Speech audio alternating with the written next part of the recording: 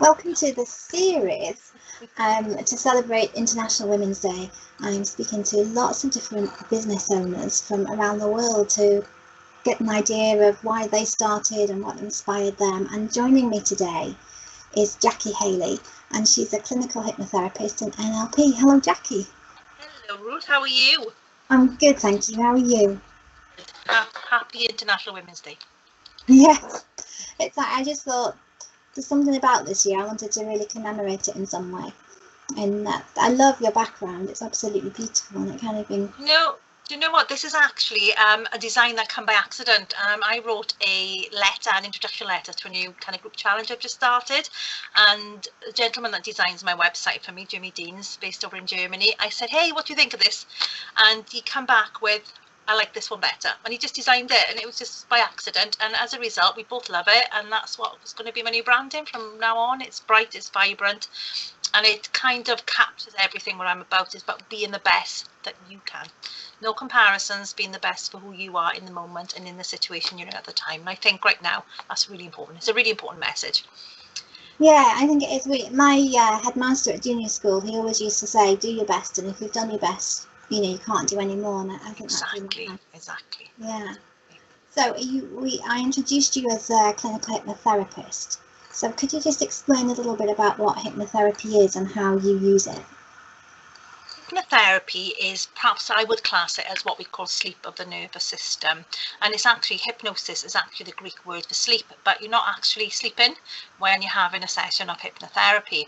And it's a very gentle therapy which can reveal so much of what's keeping us awake at night. I like that thing that kind of stops us moving forward in life.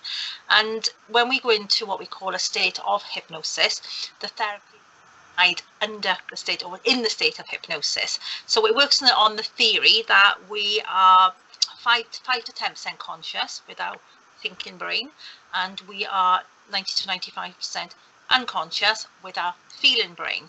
So when we start things in life that are keeping us awake or holding us back, it's theorized that it's all hidden under our conscious awareness, because if we knew what it was consciously, we wouldn't be coming to therapy in the first place. So in that gentle, relaxed state of hypnosis, we can converse with that unconscious or subconscious part of our mind to show us really what is really going on there, and understand it. We can recognize it, identify it, and work with ways of how to release it.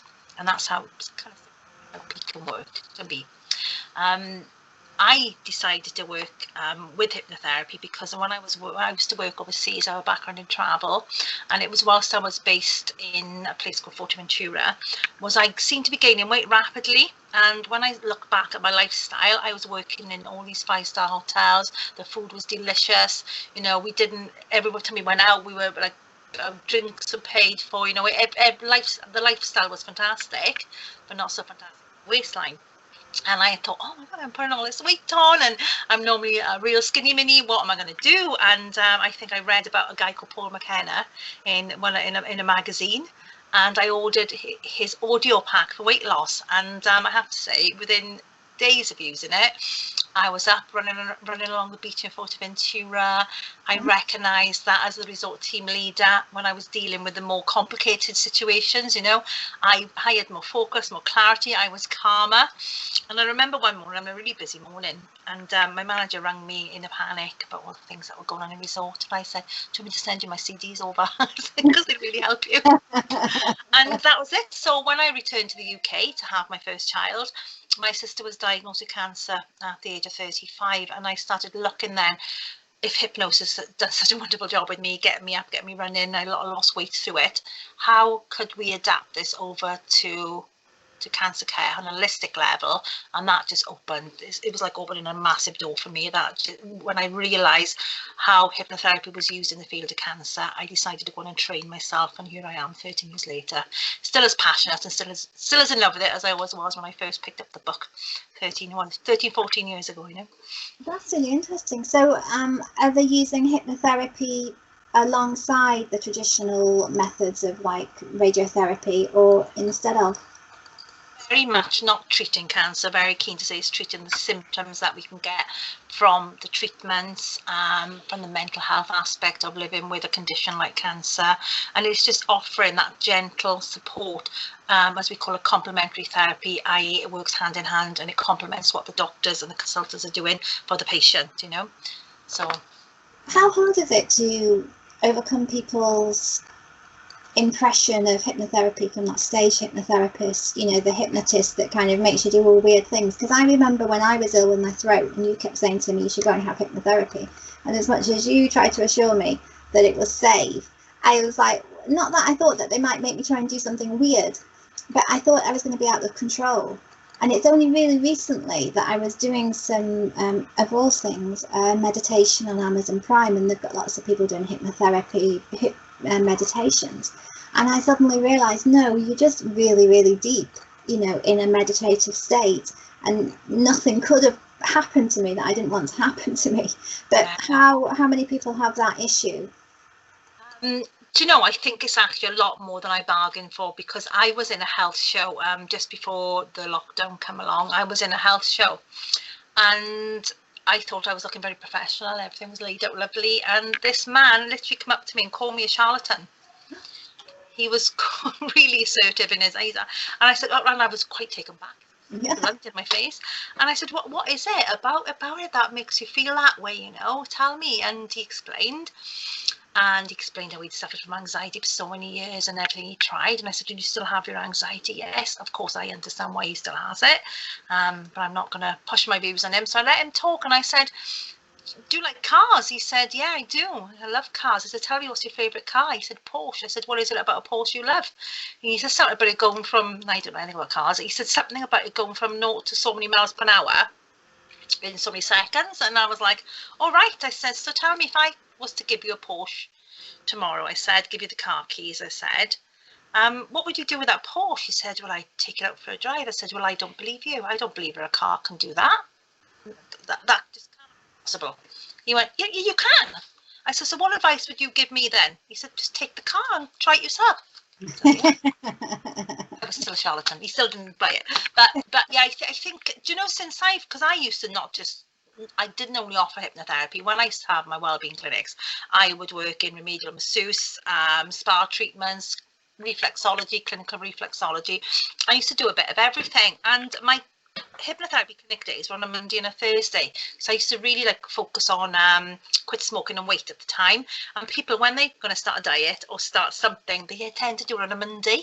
So I always used to keep my hypnosis days for a Monday, and my follow-up appointments will always be like 4 days later.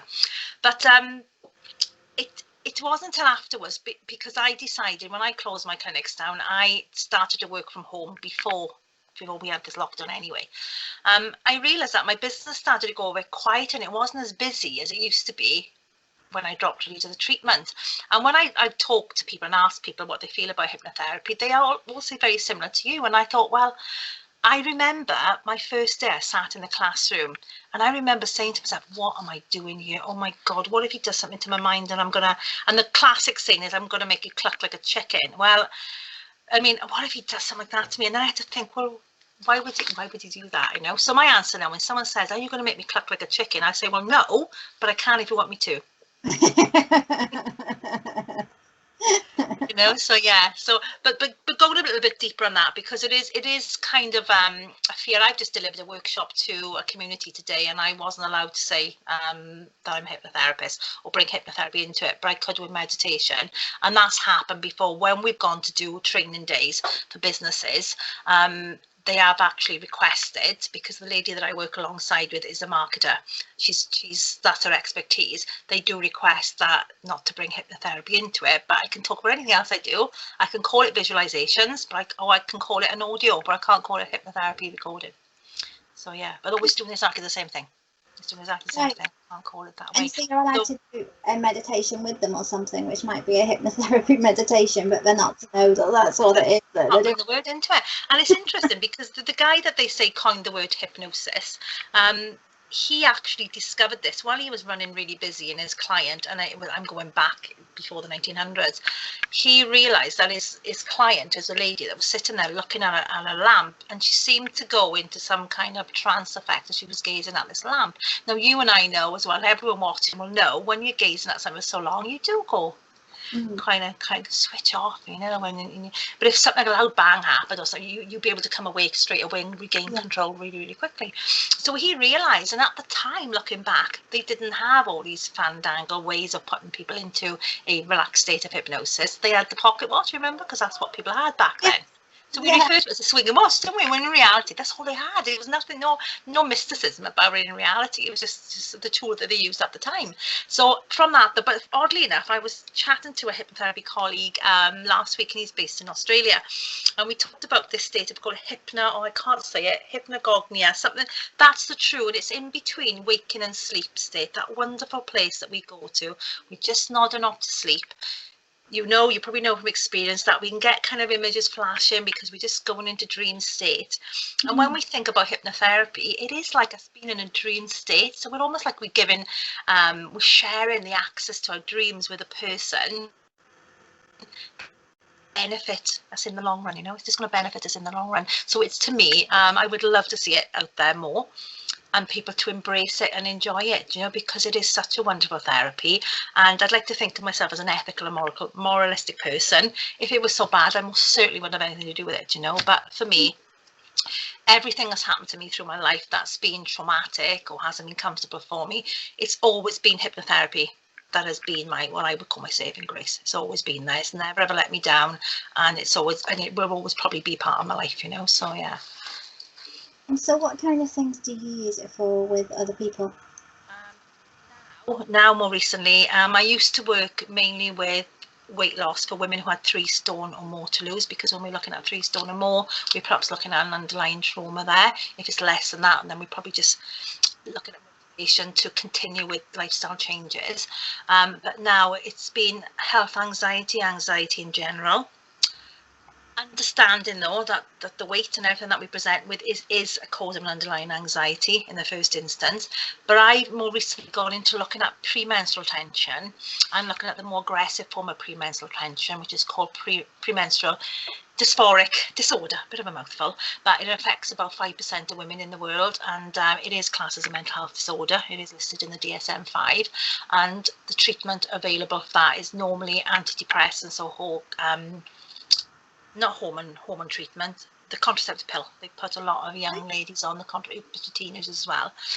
But it's really, people can get very aggressive with it. In fact, some women have ended up in mental health institutions and ended up in prison because they've committed crimes. They can measure it as the same kind of chemical release as a psychopathic murderer. But I think these women are really misunderstood. And it was only a few weeks ago something happened with one of my clients, and it made me realise, wow, this lady sounds like she's suffering. So I could refer her back to a doctor to get an assessment, and then I worked them with lifestyle changes and looking at diet, supplementation, and using the hypnotherapy as a way of motivating and making those changes more permanent. So it's not like it's going to wave a magic wand and cure it, but it will help her understand the importance of what exercise, what nutrition, and help her to get into a healthy routine. That will help her maintain it, So yeah. So I guess one of my major questions with hypnosis then is that you're helping people see things when they're in a meditative state, but when they're in their everyday life, going about doing day-to-day things like we have to do, is it still going to work then, or do you have to be present for what you do with them in the meditation to continue to work? Now it would depend how deep-rooted the trauma is. Okay, sometimes if it's surface issues, I can make some suggestions that would clear it away, and then they're permanently cured. So we shouldn't say they would cure, but they're permanently sorted, they're permanently okay, until the next time something flares up. Surface issues, when someone's gone a lot deeper, when the trauma's been underlying, and say for example we do live as children in an unconscious state. We come from that area of the mind from the age of birth right up to 5 and 7.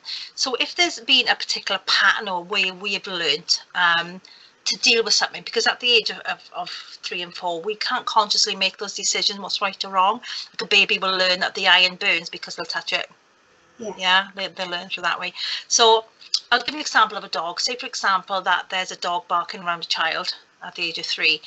It might be that the subconscious mind will then make the link that dogs are dangerous, therefore the child will develop a fear.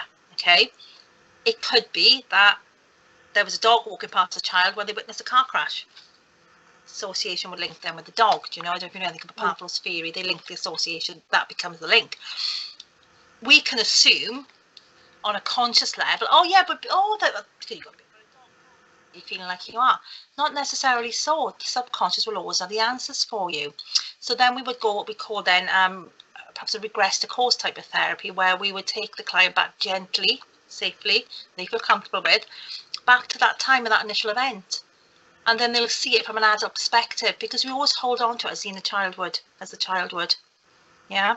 So if we take that, well, actually, because there might be that the child might be holding a grudge against mum, for example. How did mum let me get near that dog? It's her fault.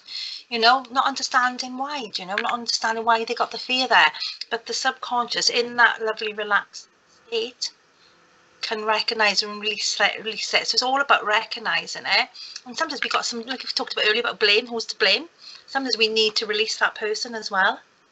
Yes. So we would, right, okay, so the dog barks at me. Okay, I'm now like 27 years of age. I'm not that baby anymore. I understand that all dogs are dangerous, but it will still create a feeling. Yeah. Therapy would take place. Run out. It's always all quiet here at the minute because you haven't barked yet. But the feeling, where's the feeling? Is it in the heart? Is it the stomach? And then we've got numerous techniques and that we can use to release those feelings. Yeah. So it's almost like we look at when we're healing is, why has this happened? Many people do it. We look at why it's happened. We look at so many different things. We're using it with 5% of who we are. But the thinking part of us and that feeling, the feeling part of us, we'll feel it. And then we're able to come to a resolution to release it. And that's the beauty of hypnosis. It's not weeks, months, years of therapy. It doesn't have to be that way as we have in mainstream Western therapies, which I'm not saying doesn't have their place, because they do. But it just seems that hypnotherapy can be faster and more effective with longer lasting results as well. That's really we're releasing that pent up emotion. It's all like a feeling attached to the emotion. It's just almost like we kind of release that. We recognize it, identify it, give it a name, and then go, now we can let it go. And sometimes, or a lot of the time, it's not really been something major. It's just been something like a dog bark near them, something. Yeah, and then that resets it through the life to the present moment. But you imagine as a baby, as a little child, okay, maybe the child is brought up with a dog, and the child loves the dog, and one day the dog barks really loud around them. You think from a baby, that's a hideous monster in his face, and that's the way the mind remembers it, and it will take that through to adulthood as well. Yeah, and it's a bit of a primeval fear that kicks in. Exactly, of that dog barking. Well, that's really interesting. So looking at your business now, how have you had to change with everything that's gone on with COVID in the last year or so? Right, okay. I made the decision to work online only. It was back in January because I had a new puppy, cute little thing, and that cute little thing started growing really quickly, and now that cute little thing is now 9 stone. So I had to he grew really quickly. So I had to make the decision that because my therapy room was at home, so I decided to open my house back up again and then just work online. And I started doing that. But how it's affected, I used to niche in weight loss, like I said, women with 3 stone only, and I realized it wasn't a priority for people through lockdown. Although we would seem that obesity rates apparently went up by 50% through the first lockdown, I don't think it was the #1 concern for people looking back. Their #1 concern was, how are we going to get through lockdown? How are we going to manage? Other things become a priority. The list.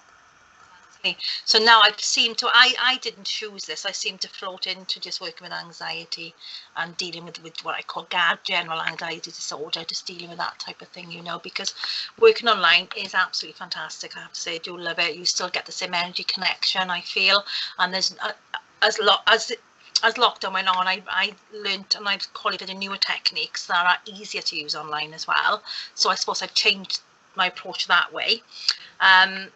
But yeah, working more towards anxiety, but then having the realization, because we have had more time on our hands, a lot more time on our hands, and having the realization that, oh my God, this is where one of my passion lies at, is looking at the PMS. So it's been positive in terms of recognizing where I needed to pivot and go in a new direction as well. So in terms of clients, I will be honest, I'm not as busy as what I used to be before lockdown happened. It was very busy in January with lots of people with different mental health issues, but that seems to have gone a little bit more quieter again, which is why on Sunday night, when I was kind of later thinking, how can I inject some kind of support and happiness that's affordable for people? And this is where the new group comes from.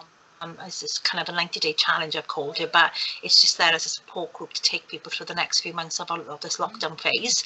And I've combined it with some fitness instructors, and every week I'm going to be having a workshop, whether that's on my own or whether I'm going to invite guest speakers in, you know, to have, so people can see someone different, not just me all the time. But so it's kind of changed in the way that I realise as well that when you work online, you think it's just one-to-one. You can actually hold group therapy sessions online as well. So it's been very creative for me as well. It's been really a time of creation where I can think, well, I can do that different. Maybe I can do that then. Let's try that then, you know. And it's been really creative, and it's expanded it in a lot of other ways as well. So that's fantastic, and that's all with hypnosis.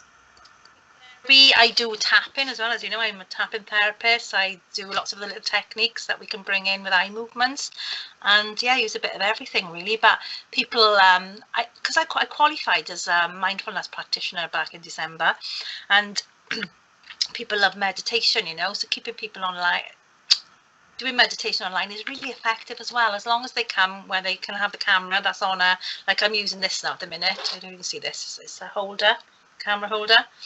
As long as they've got their hands free and they've got a pillow behind them, you can do hypnotherapy, you can do meditation, you can do just about everything online. The beauty is they can turn up in their pajamas. It's okay, it doesn't matter. It's much more relaxing, isn't it? You know, so yeah. I know, it's great. It's great. I like seeing how businesses have adapted. Like last week when my phone died, I needed to get a new phone. And I was sat at the computer before 7 o'clock in the morning looking at all the different phones, and I was like, oh, I just really do with checking that, you know, this is what I need.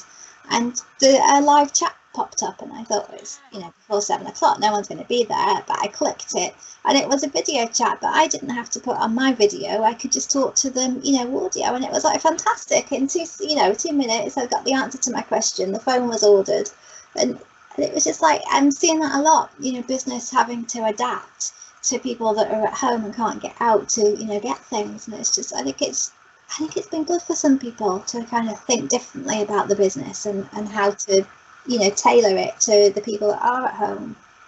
Yeah, I run I'm kind of a host for a networking women's South Wales Women in Networking, sorry.